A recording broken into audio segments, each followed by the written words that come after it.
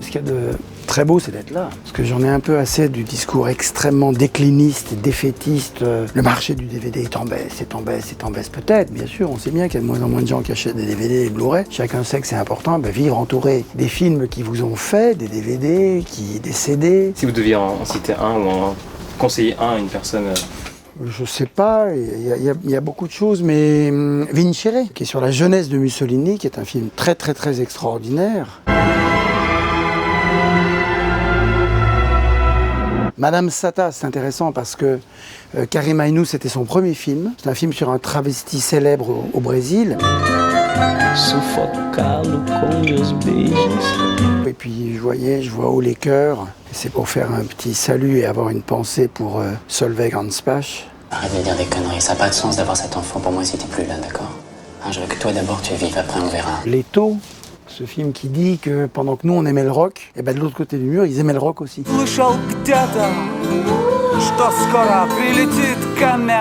Évidemment, je vais mentionner mon ami Guillermo. Quand on avait montré le film sous le franquisme, Le labyrinthe de Pan. Le labyrinthe de Pan,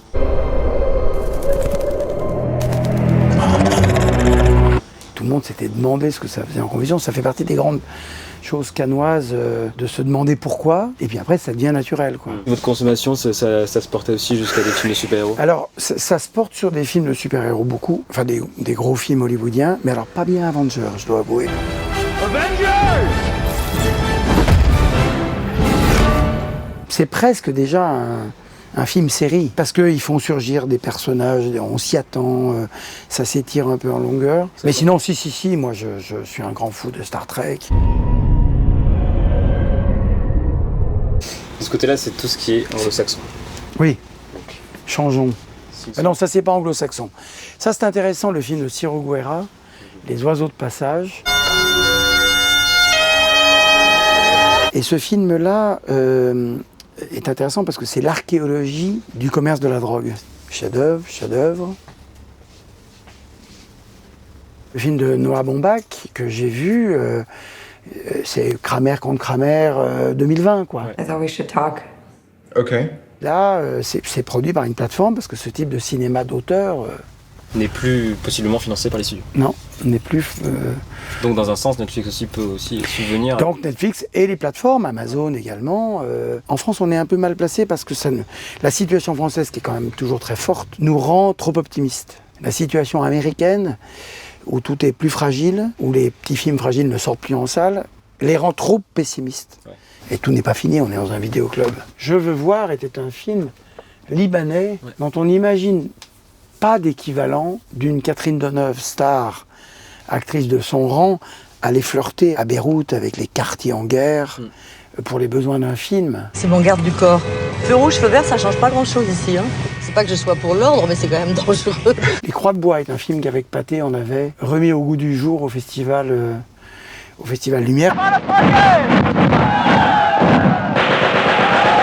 Cette année, d'ailleurs, c'est une épreuve physique puisqu'on va montrer La Roue, qui est le premier grand film d'une ampleur tout à fait forte, puisque c'est 7h30 de film. Les gens s'effarouchent un peu de cette idée-là, alors qu'ils sont prêts à regarder une série pendant 24 heures de suite, c'est quand même voilà. Alors, en France.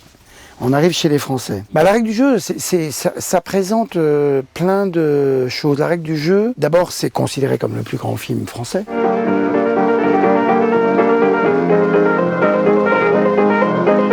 Et chaque fois qu'on le voit, on peut se le dire. C'est pas un film spectaculaire, mais c'est vraiment les jeux de l'amour, et pas du hasard, les jeux de l'amour et du non-hasard, justement, avec des comédiens incroyables. Et c'est un film dont Truffaut disait qu'il fallait le voir à plusieurs âges de la vie, parce qu'on n'est pas le même homme ou la même femme chaque fois, et qu'on n'y prend pas les mêmes choses. Or, le plus grand film français est un film qui a été un échec. Alors, pour revenir à Kayat, non, c'est le triptyque « Nous sommes tous des assassins, justice est faite »,« Avant le déluge ». Je demande pour m'accuser la peine de mort. Qui sont des films qui nous racontent une France, les rues de Paris très vides, l'espèce d'après-guerre, où on croyait à la bombe atomique, il y avait eu Nagasaki, Hiroshima, la guerre de Corée qui commençait, enfin bon. Et Truffaut détestait Kayat, parce que Truffaut, qui n'était pas de gauche dans sa jeunesse, et il n'aimait pas le cinéma social. Bon. Et œil pour œil, il l'a massacré. Mais massacré. Quand on lit ça, moi ça me donnait pas envie de le voir. Puis j'ai vu le film, j'ai été très agréablement surpris, ne serait-ce que parce que c'est aussi un film classique de patrimoine, donc qui nous donne aussi à voir ce qu'était le rapport de la France avec ses protectorats, je ne sais pas ce qu'était le statut du Liban à l'époque, mais c'est pour ça aussi qu'on parlait tout à l'heure de la manière dont dans la société, et on a été victime un peu de ça, nous, dans les attaques que Alain Delon a subies à Cannes, c'est aussi l'incapacité de la société de se projeter dans une époque qui n'était pas celle d'aujourd'hui, qui n'avait pas les mêmes instruments d'évaluation, de mesure, de connaissance. On ne sait pas ce qu'était la France avant le chagrin et la pitié. Vous avez la franchise de dire oui. J'étais pour Pétain. À ce moment-là, vos croyances catholiques vous ont influencé dans cette direction? Non. Alors, ça venait de quoi? Et le chagrin et la pitié aujourd'hui, par les plateformes, je ne sais pas si, au moment où on se parle, il est disponible quelque part sur une plateforme, dans un vidéoclub, il est disponible. Est-ce qu'on peut lier ça aussi à l'accueil de Keshish aussi ou pas du tout? Pensez au dernier. L'accueil de Keshish, d'abord, il y a beaucoup de gens qui ont parlé de ce film qui ne l'ont pas vu.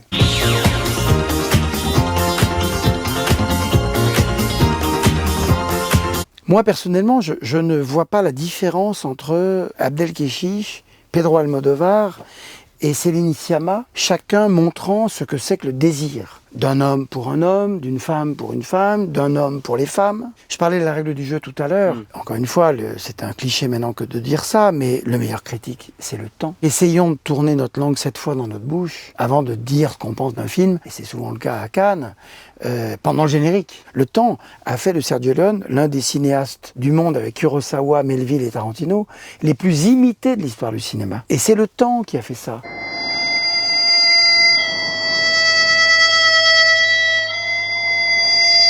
Quand je lis ce qu'écrivait Truffaut sur La prisonnière du désert, qu'il détestait.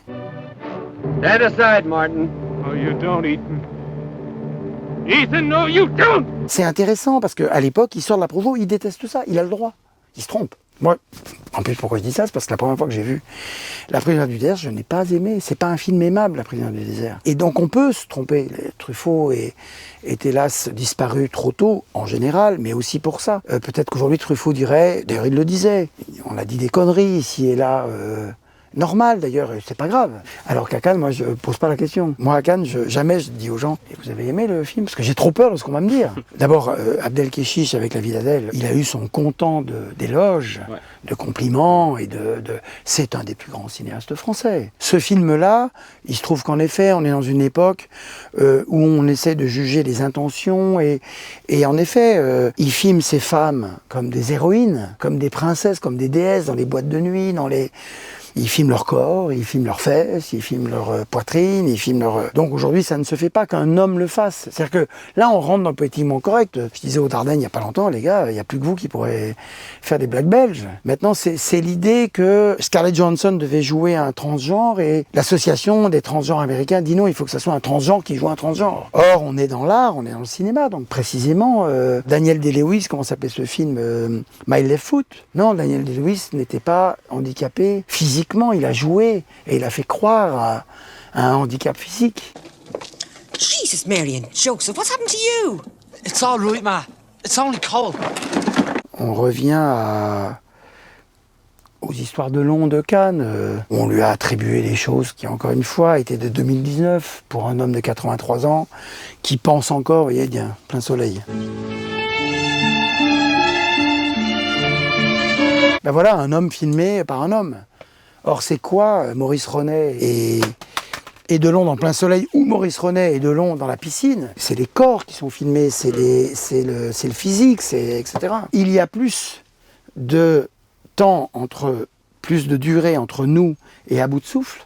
Oui, c'est idiot, je t'aime. Je voulais te revoir pour savoir si te revoir me ferait plaisir. Qu'entre À bout de souffle et L'Aurore de Murnau.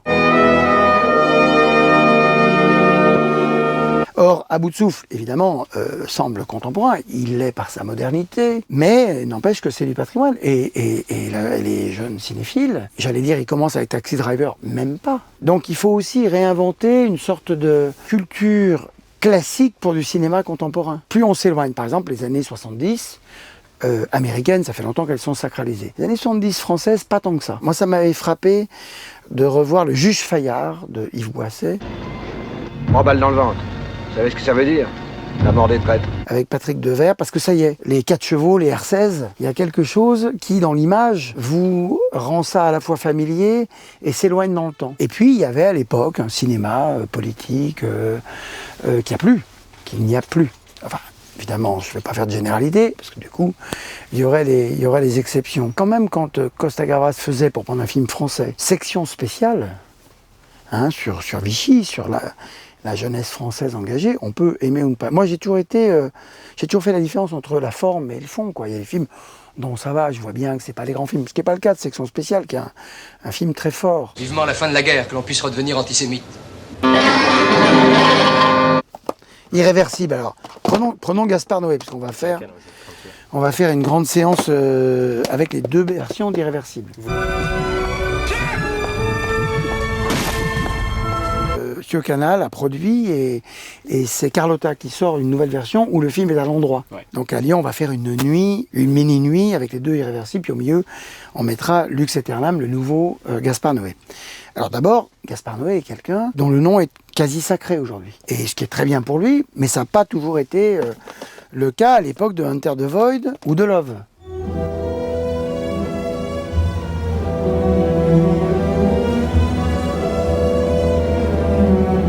Et encore moins à l'époque d'Irréversible, parce que moi, chaque fois que je parle d'Irréversible, j'ai toujours des gens qui me disent « Oh, tu te souviens de la projection canoise, voilà, c'était fantastique ». Je dis « Un, c'était pas fantastique, et 2, je me souviens pas que tu me l'aies dit à l'époque ». Donc ils sont tous convaincus d'avoir été là et qu'ils étaient tous derrière. Ben non, ça sortait par grappe. La presse était derrière et attendait. Alors vous êtes sortis, pourquoi? Bon, il faut dire que le film était extrêmement violent. Moi, je ne l'ai jamais revu. Parce que ça partageait dans le comité. Ouais. Tout le monde trouvait le film très fort, très singulier, avec une partie qui disait donc il faut le montrer. Et les autres disaient bah non, qu'il ne faut surtout pas montrer ce film trop violent. Mais Enter the Void est un grand chef-d'œuvre aussi.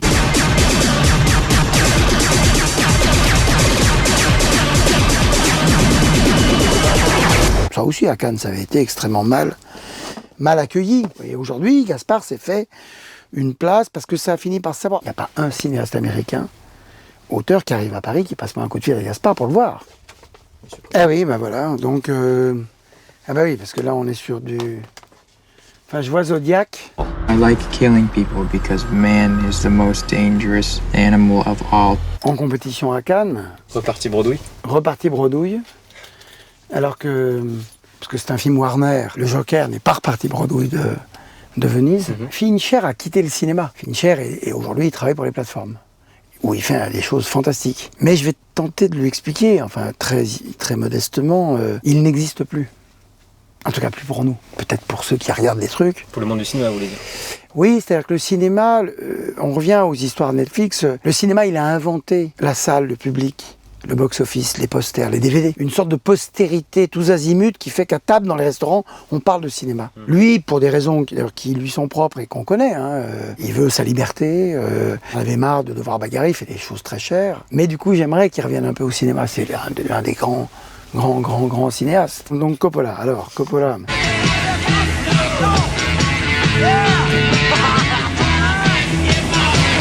Apocalypse Now, pour moi, concentre beaucoup de choses, à part que c'est un grand film. Moi, je dis toujours que c'est le dernier film bio. Aujourd'hui, les films, il n'y a que des effets spéciaux partout. Il n'y a pas un plan d'un homme et d'une femme qui se parlent sur le trottoir dont on ne peut pas se dire, peut-être qu'il a quand même été truqué, le plan. À l'époque, il n'y avait pas de trucage. Coppola, aujourd'hui, en montant la scène de la Valkyrie, dirait à son monteur et à son type des CGI, des effets spéciaux, je trouve qu'il n'y a pas assez d'hélico, là. Tu veux pas m'en remettre un peu? Tac, tac. Oui. Un peu plus, vas-y.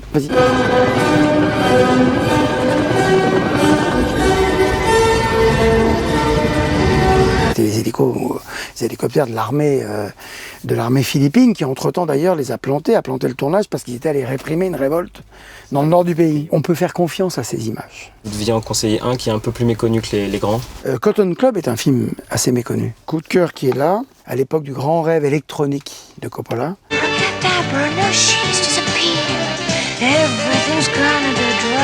Ce film-là est le film qui a ruiné Coppola. On croit que c'est Apocalypse Now, pas vrai. Le film d'abord a fini par être un grand succès et il s'est refait peu à peu, et dans le cinéma avec le succès de Dracula, qui doit être par là. Une grande chose. Il n'a pas tout réussi dans sa vie, Francis, mais il a suffisamment donné de bonnes nouvelles régulièrement pour dire quand même, c'est un grand.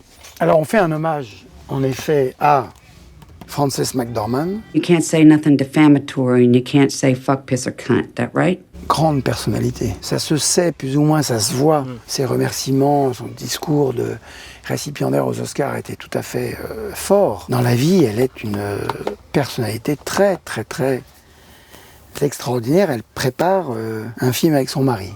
Un rayon Roman Polanski, et c'est heureux. On serait aux États-Unis, il n'y en aurait pas. Plus de rayon Woody Allen, plus de rayon Polanski. Ça vous désole? Ah bah ça me révolte. L'établissement de liste noire, quelle qu'elle soit, est une chose révoltante. Spike Lee a montré dans The Black Landsman à quel point Naissance d'une nation était un film contestable, raciste.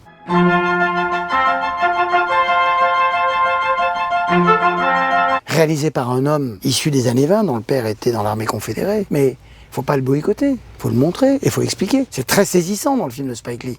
En effet, la manière dont le Ku Klux Klan est là, il est valorisé. Après Polanski, c'est pas son cinéma qui est en cause, non? C'est pas son cinéma qui est en cause, mais les gens veulent l'empêcher de faire du cinéma, veulent empêcher que ses films soient vus. Et c'est pour ça qu'il faut que les gens voient, ça doit être quelque part par là, ce film qui s'appelle Trumbo. Your next deal is going to make you the highest paid writer in Hollywood. Where do I sign? Dalton Trumbo était un des grands réalisateurs, un des grands scénaristes des années 40-50, communistes. Il était sur la liste noire. Il y a 25 ans à Cannes. Oui. Il y a 25 ans à Cannes, autre récipiendaire du prix Lumière. J'ai dit dans mon livre qu'il était le Borges du cinéma, c'est-à-dire que Borges s'est inspiré de l'histoire de la littérature pour écrire sur la littérature. Et c'est comme ça qu'il a construit son œuvre. Tarantino fait presque mieux, il s'inspire de l'histoire du cinéma pour faire du cinéma tout en inventant son propre monde. Once Upon a Time in Hollywood est un film ultra hauteur. Hey! You're Rick fucking Dalton. Don't you forget it.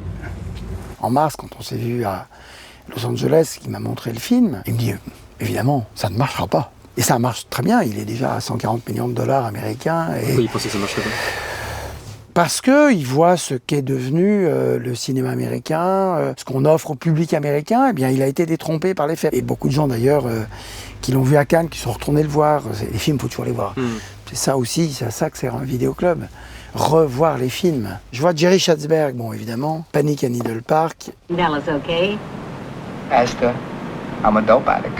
I heard that before. Why don't you give me something new? I'm a sex-crazed dope fiend. Nous, c'est l'un de nos cinéastes mascottes. C'est un grand photographe, grand cinéaste. Et alors, bizarrement, à Lyon, on montre aussi des choses du style Papillon. Steve McQueen, Dustin Hoffman, Papillon.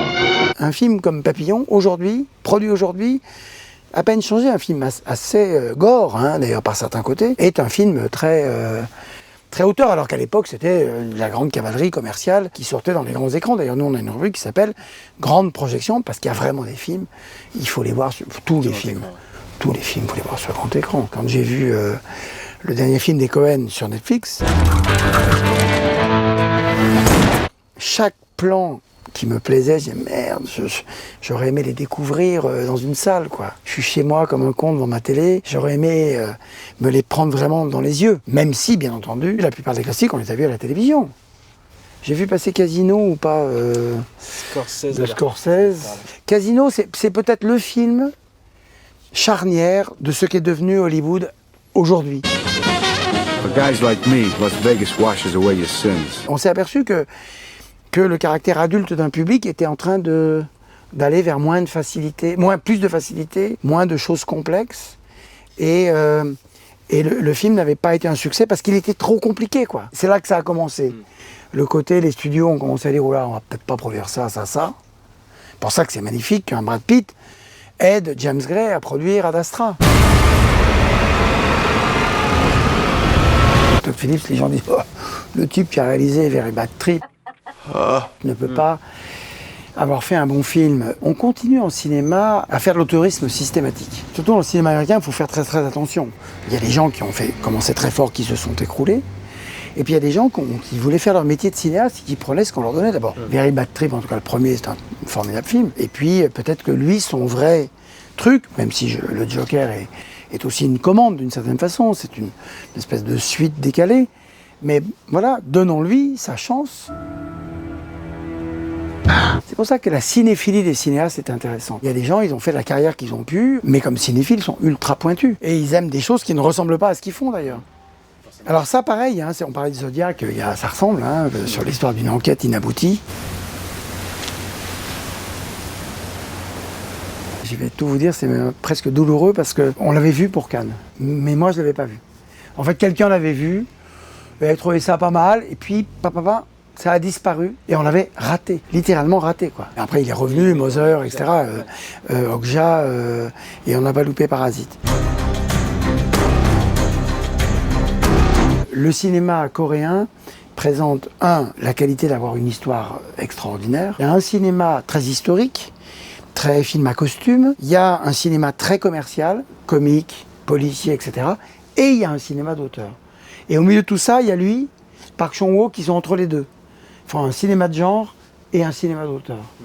Et c'est des films qui font 7, 8, 10 millions d'entrées en salle. Et on peut comprendre aussi que sur Okja, il a été déçu des accords qui n'ont pas pu se faire entre Netflix et les distributeurs locaux. Parce que là, Parasite, ça a fait 10 millions d'entrées. Donc sortir son film, c'est pas 20 là-bas. Hein. Ça veut dire quelque chose de... Le rapport des gens aux salles de cinéma reste extrêmement fort. Et moi, je pense que plus il y aura de plateformes, plus il y aura des salles. C'est pas vraiment ce qu'on entend dire, mais j'en suis intimement convaincu.